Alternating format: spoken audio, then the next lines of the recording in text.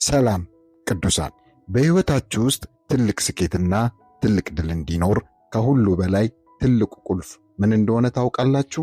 ትልቁ ቁልፍ ትኩረታችሁን ሊስብ የሚገባውና ፈጽሞ ትኩረታችሁን ልትሰጡት የማይገባውን ነገር ለይቶ ማወቅ ነው። የሰዎች ተቃውሞ፣ የሌሎች ትችት፣ ፍርሃት ወይም ደግሞ አላስፈላጊ ያለሙካታ እግዚአብሔር ለሕይወታችሁ ካስቀመጠው ታላቅ ዓላማና ጥሪ እንዲያወጣችሁ አትፍቀዱ። ሁልጊዜ ትኩረታችሁ ላይ ጽኑ። ታማኝ ሆናችሁ ቀጥሉ። የጠራችሁ አምላክ የጀመራችሁትን ተልእኮ በጥሩ ሁኔታ እንድታጠናቀቁ የሚያስፈልጋችሁን ነገር ሁሉ ይሰጣችኋል።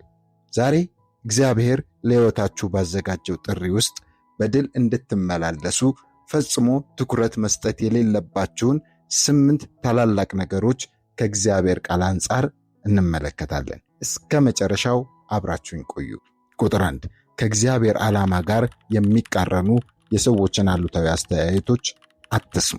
እግዚአብሔር በልባችሁ ውስጥ ያስቀመጠውን አቅምና ጥሪ ሁሉም ሰው ይረዳል ወይም ደግሞ ያምናል ብላችሁ አትጠብቁ። ለእያንዳንዱ ትችትና ነቀፌታ መልስ ለመስጠት ለማስረዳት አትሞክሩ። ይሄ ወደፊት እንዳትሄዱ ይከለክላችኋል። ከበሰሉ ሰዎች የሚመጣን ገንቢ እርማትና ምክር ስሙ። ነገር ግን የአሉታዊ ሰዎችን ድምፅ እግዚአብሔር በሕይወታችሁ ላይ የተጠራችሁበትን ጥሪ እንዲያጠፋው ፈጽሞ አትፍቀዱ። መጽሐፍ ቅዱስ በትንቢተ ኢሳይያስ ምዕራፍ 54 ቁጥር 17 ላይ እንደዚህ ይላል፣ በአንቺ ላይ የተሰራ መሳሪያ ሁሉ አይከናወንም፣ በፍርድም በሚነሳብሽ ምላስ ሁሉ ትፈርጂባቸዋለሽ። የእግዚአብሔር ባሪያዎች ርስት ነው፣ ጽድቃቸውም ከኔ ዘንድ ነው ይላል እግዚአብሔር። ሁለተኛ፣ ከሌሎች ጋር ለመወዳደርና ለመተካከል የሚመጣባችሁን ጫና አስወግዱ። ሕይወት ውድድር አይደለም። እግዚአብሔር ለእያንዳንዱ ሰው የተለየ የሕይወት ተልእኮና የራሱ የሆነ ጊዜ ሰሌዳ ሰጥቷል። የእናንተን እድገትና እርምጃ ከሌሎች ሰዎች ጋር ማወዳደር አቁም። ይልቁኑ እግዚአብሔር ለእጃችሁ ባደራ በሰጣችሁ ዓላማ ላይ ብቻ ታማኝ ሆናችሁ ኑሩ። መጽሐፍ ቅዱስ በገላትያ ምዕራፍ 6 ቁጥር 4 ላይ እንደዚህ ይላል፣ ነገር ግን እያንዳንዱ የገዛ ራሱን ሥራ ይፈትን፣ ከዚያም በኋላ ስለ ሌላው ሰው ያልሆነ ስለ ራሱ ብቻ የሚመካበትን ያገኛል። ቁጥር 3፣ ጊዜያዊ ውድቀቶችን የመጨረሻችሁ አድርጋችሁ አትቁጠሩ። በሕይወት ውስጥ መውደቅ ወይም መሸነፍ ጉዟችሁን ማቆም እንዳለባችሁ የሚያሳይ ማስረጃ አይደለም። ይልቁኑ ውድቀት እግዚአብሔር ጥበብን፣ ትሕትናን፣ ጽናትን የሚያስተምርበት አንዱ መሳሪያ ነው። ከስህተታችሁ ተማሩ፣ ተነስታችሁም ቁሙ፣ ወደፊትም ተራመዱ። መጽሐፍ ቅዱስ በምሳሌ ምዕራፍ 24 ቁጥር 16 ላይ እንደዚህ ይላል፣ ጻድቅ 7 ጊዜ ይወድቃልና ይነሰማል፣ ኃጥአን ግን በክፉ ላይ ይወድቃል። አራተኛ፣ በትንሽ ነገር ከመጀመር የሚመጣን ፍርሃት አስወግዱ። ብዙ ታላላቅና አስደናቂ የሕይወት ጉዞዎች የሚጀምሩት በጣም ትንሽ በሚመስሉ እርምጃዎች ነው። የትናንሽ ነገሮች ጅማሬ አትናቁ። እግዚአብሔር ብዙ ጊዜ ትንንሽ ጅማሬዎችን የሚጠቀመው ለታላቅ ኃላፊነትና በረከት እናም ደግሞ እኛን ለማዘጋጀት ነው።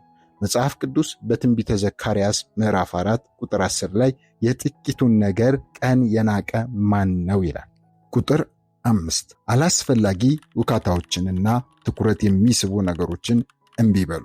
ትኩረታችሁን የጠየቀ ነገር ሁሉ ትኩረታችሁ ሊያገኝ አይገባው። ከእግዚአብሔር ጋር ካላችሁ ኅብረት፣ ከሕይወት ዓላማችሁ ወይም ከኃላፊነታችሁ አርቆ ከሚያስቀራችሁ ማንኛቸውም አላስፈላጊ ውካታና ልማድ ጋር እምቢ ማለትን ልመዱ። መጽሐፍ ቅዱስ በዕብራውያን መጽሐፍ ምዕራፍ 12 ከቁጥር 1 እስከ 2 ሲናገር እንደዚህ ይላል፣ ሸክምን ሁሉ ቶሎም የሚከበንን ኃጢአት አስወግደን የእምነታችንም ራስና ፈጻሚ ኢየሱስ ክርስቶስን ተመልክተን በፊታችን ያለውን ሩጫ በትዕግሥት እንሩጥ። እርሱ ነውርን ንቆ በፊቱም ስላለው ደስታ በመስቀል ታግሶ በእግዚአብሔር ዙፋን ቀኝ ተቀምጧልና። ቁጥር 6፣ የሰዎችን ሁል ጊዜያዊ ሙገሳና ዕውቅና አትፈልጉ። ጉዟችሁን ለመቀጠል በሰዎች ዕውቅናና ሙገሳ ላይ ከተደገፋችሁ ሰዎች ዕውቅና መስጠት ባቆሙበት ቅጽበት እናንተም ጉዟችሁን ታቆማላችሁ። እግዚአብሔርን ደስ ማሰኘት የሕይወታችሁ ዋነኛ ዓላማ አድርጉት። ውሳኔያችሁ የሚመራው በሰዎች አስተያየት ሳይሆን በእግዚአብሔር ቃልና እውነተኛ ማንነት ይሁን። መጽሐፍ ቅዱስ በገላትያ ምዕራፍ 1 ቁጥር 10 ላይ ሲናገር ሰውን ወይም እግዚአብሔርን አሁን እሺ አሰኛለሁን? ወይም ሰውን ደስ ላሰኝ እፈልጋለሁን? አሁን ሰውን ደስ ባሰኝ የክርስቶስ ባሪያ ባልሆኑ። 7ኛ ትዕግሥታችሁን የሚፈትኑ የመዘግየት ጊዜያትን አትጥሩ። የእግዚአብሔር የጊዜ ሰሌዳ ከእኛ አስተሳሰብ የተለየ ነው። በሕይወት ውስጥ የሚፈጠሩ መዘግየቶች ተስፋ የሚያስቆርጡ ሊሆኑ ይችላሉ። መዘግየት ቅጣት ሳይሆን እግዚአብሔር ለታላቅ ነገር የሚያዘጋጅበት የዝግጅት ወቅት ነው። ተስፋ የሰጣችሁ አምላክ ተስፋውን የሚፈጽምበትን ትክክለኛውን ጊዜ እንደሚያውቅ ሙሉ በሙሉ እመኑ። መጽሐፍ ቅዱስ በትንቢተ ዕንባቆም ምዕራፍ 2 ቁጥር 3 ላይ ሲናገር እንደዚህ ይላል፣ ራእዩ ገና እስከተወሰነው ጊዜ ነው፣ ወደ ፍጻሜው ይቸኩላል፣ እርሱም አይዋሽም፣ ቢዘገይም በእርግጥ ይመጣልና ታገሰው፣ እርሱ አይዘገይም። 8ኛ አልፎብሃል፣ ረፍዶብሃል የሚሉ ድምፆችን አትስሙ። ጠላት ሁል ጊዜ መልካሙና ምርጡ የሕይወት ዘመናችሁ አልፏል ብላችሁ እንድታስቡ ይፈልጋል። ነገር ግን እግዚአብሔር በሕይወታችሁ ውስጥ እስካለ ድረስ ሁልጊዜ አዲስ ተስፋ አለ። እርሱ የጠፉትን ዓመታት በመተካትና የተዘጉ በሮችን በመክፈት የሚታወቅ ታላቅ አምላክ ነው። መጽሐፍ ቅዱስ በትንቢተ ኢዩኤል ምዕራፍ 2 ቁጥር 25 ላይ ሲናገር እንደዚህ ይላል፣ የሰደድሁባችሁን ታላቁ ሰራዊቴን አንበጣና ዶጎቢያ ኩብኩባና ተምች የበላቸውን ዓመታት እመልስላችኋለሁ። የተወደዳችሁ የእግዚአብሔር ቤተሰቦች ዛሬ ከተመለከትናቸው 8 ነጥቦች ውስጥ በእናንተ ሕይወት ላይ ትልቅ መነቃቃትን የፈጠረላችሁና በቃ ይብላችሁ የተቀበላችሁት የትኛውን ነው? በኮሜንት መስጫው ላይ አጋሩን። ይህ ትምህርት ሕይወታችሁን ካበራና ዓላማችሁ ላይ እንድታተኩሩ ካጠነከራችሁ ቪዲዮውን ላይክ በማድረግ አላስፈላጊ ውካታ ውስጥ ላሉ ወንድሞችና እህቶች